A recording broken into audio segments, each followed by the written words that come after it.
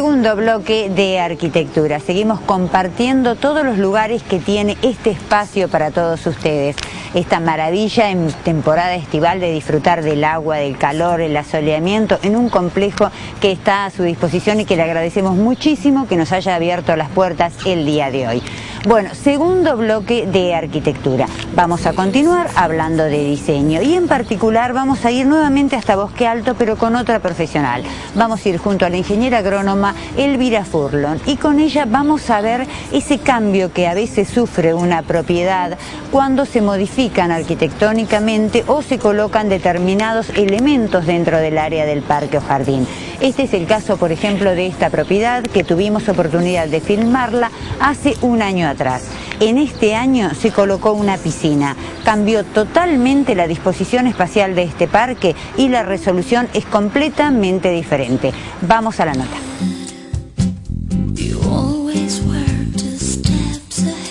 Bueno, Elvira, qué placer poder ver en este caso este cambio en esta propiedad, ¿no? Porque tuvimos el año pasado filmando. Sí, el año pasado. Bien. Justamente un tiempito antes de que se iba a modificar este jardín, ya sabíamos, porque bueno, había que colocar una pileta. Bien. Entonces, la pileta es un elemento importantísimo en el jardín, así que hubo que directamente modificar el diseño que tenía originalmente. No sé si te recordás que teníamos unas dracenas más o menos en el centro del jardín que estaban acompañadas con formios rubra y azareros enanos.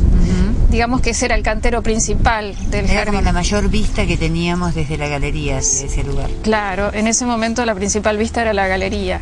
Bueno, entonces ahora al ubicar la pileta, primero que tratamos de conservar de todas las especies existentes, o sea que hubo que trasladarlas, esto se hizo a fines del invierno y bueno, cada especie se sacó con su pan de tierra, básicamente se trasladaron los formios, rubra, se trasladaron los azareros, un sauce llorón que justo estaba en el lugar donde iba a ir la pileta. El sauce ese se tomó ahora como un paisaje prestado porque fue a un terreno lindero. Que se utiliza mucho en los barrios cerrados como para proyectar también. Uno diría es loco plantar en lo del vecino, pero la realidad es que lo aprovechás. Sí, en este caso, como es un terreno, es un espacio común, bueno, se pudo colocar ahí desde el día que progrese, que ya está bastante crecido, se va a ver perfectamente desde el jardín. Así que bueno, esa fue la planta más grande que se trasladó. Los demás eran todos arbustos, pero bueno, hay que hacerlo con la precaución de sacarlas con bastante tierra, de hacer un buen pozo, de ponerle buena tierra en el momento que se trasladan y el riego. No debe faltar el riego en el primer mes por lo menos. Hablemos un poco en cuanto, dijimos, nosotros estamos viendo en imagen cómo era este espacio en el que hablamos, ¿no? ¿Y dónde fueron trasladados estos formios? ¿Se trasladaron cerca de la arquitectura? Claro, los formios se trasladaron hacia un lado de la pileta, en el lugar donde hay una acacia baileyana. Entonces, bueno, todo ese lado fue cubierto prácticamente por estos formios que respondieron muy bien al traslado. Y dos de ellos se colocaron acompañando unas columnas a los costados de un macizo de dietes que ya estaba. Después se modificó un poco el diseño al tomar otra forma, porque bueno, hicimos como un cantero que tiene una forma de herradura, digamos, acompañando un poco la forma de la pileta. Entonces, ahí se colocaron los dietes, se colocaron azareros enanos y se colocaron formios enanos, rubra también. Esto es como un espejo de la forma de la pileta. Que ahora lo vemos bajito, pero cuando esto cobre un desarrollo va a ser una copia de la forma. Sí, creemos que la forma se va a notar. También tuvimos que trasladar gramíneas, el Paspalum jaumani, que bueno, en ese lugar, en ese esquinero, en ese rincón había un álamo. Y bueno, trasladamos dos de los álamos también, claro, esos fueron los otros árboles que se trasladaron. no tienen dificultad en el traslado porque en ese momento estaban sin hoja, así que no es difícil este paso.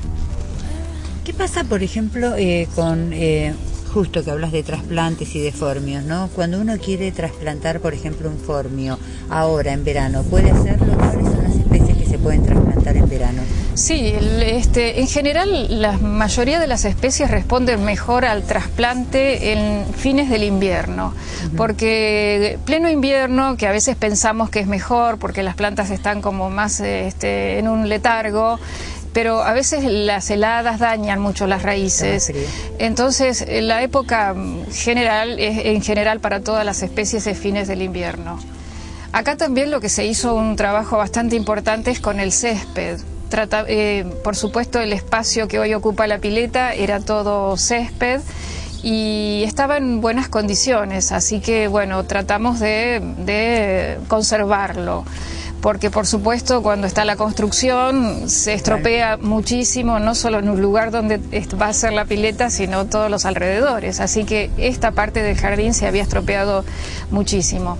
Los panes, entonces sacamos los panes de césped manualmente, no tenemos ninguna maquinaria, con pala ancha, con un espesor más o menos el pan de unos 4 o 5 centímetros, y los ubicamos a esos panes que íbamos sacando en teníamos el terreno al lado, que no hay construcción, entonces se ubicaron todos los panes ahí sobre la tierra, y con la precaución de regarlos durante todo el tiempo que no estaban en su lugar definitivo. Realmente dio resultados, se mantuvieron perfectos los panes. Siempre tenemos que tener ese cuidado, que hay que regarlo tal cual el césped implantado. Y bueno, y cuando se terminó la construcción de la pileta, entonces pusimos una capa de tierra muy arenosa debajo del lugar donde iban a ir nuevamente los panes de césped. Colocamos los panes y después en las juntas también rellenamos con tierra arenosa y después le colocamos una capa de abono. Pero es absolutamente imperceptible. Sí, quedó igual porque es el mismo césped que teníamos originalmente, porque a veces pasa que cuando tenemos que hacer una nueva porción, un nuevo terreno de césped, encontramos que por ahí no es la misma variedad que sembramos originalmente. Y aunque parezca que no, pero se nota la diferencia en variedades. Por ahí no se consigue la misma semilla que se sembró originalmente, entonces es bueno conservar los panes porque el césped va a quedar como que no se hubiera tocado en ningún momento. La verdad que es maravilloso porque no hay una diferencia, se nota muy lindo. Y otro de los rincones que cambió también es en ese sector donde vemos los paspalum. Sí, ahí se colocó una bomba que estaba en otro lado donde no se veía prácticamente, así que bueno, quedó muy linda con el balde todo más o menos de la época y los miscanthus que tiene cerca, que es el Miscanthus gracilimus. Así que sí, ese lugar quedó muy lindo. Y el resto se conserva igual que como lo vimos en aquel momento, tanto el jardín de fachada como lo que es cerco perimetral y todo está exactamente igual. Sí, en el cerco perimetral, en un lado, bueno, se agregaron varios laureles para que quede todo ese lado con esta misma especie. Bueno, hay de dos colores, ¿no? Pero básicamente es todo laurel que esperamos progrese para cubrir bien esa parte, porque los demás lados perimetrales están bastante cubiertos. Solamente falta ahí un poco.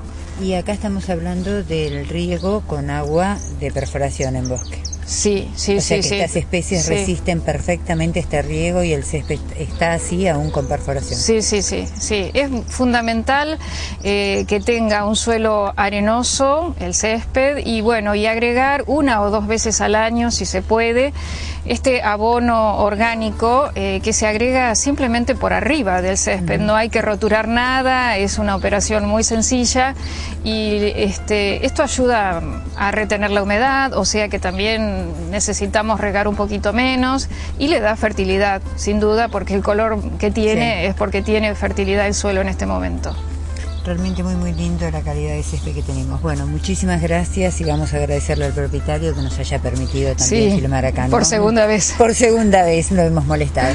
Gracias, Elvira. No, al contrario.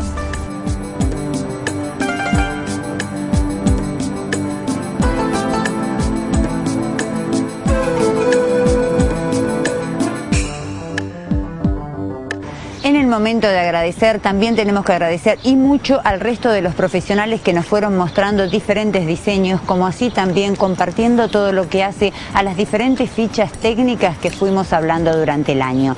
Tal es el caso, por ejemplo, de la ingeniera agrónoma María Cristina Gallego. Con ella hemos compartido muchísimos diseños y también hemos hablado mucho de especies autóctonas, de revalorizar todo lo que hace a las especies autóctonas. También tenemos que agradecer a la ingeniera agrónoma Liliana Gutiérrez, que realmente nos ha explicado muchísimo todo lo que hace a salvias, a diferentes canteros florales, a lo que hace a diseños en el área de Coronel Suárez. Con ella hemos compartido muchísimo el paisajismo de Coronel Suárez y también el diseño floral de canteros. También tenemos que agradecer al ingeniero agrónomo Norman Disek, especialista, nos fue mostrando a lo largo del programa todo lo que hace a arbolado público y diferentes características en cuanto a especies arbóreas. También le vamos a agradecer a Patricia Otero muchísimo todo su aporte al paisajismo Feng Shui. Bueno, después de la pausa seguimos con mucho más diseño, mucho más agradecimiento y más vida al aire libre.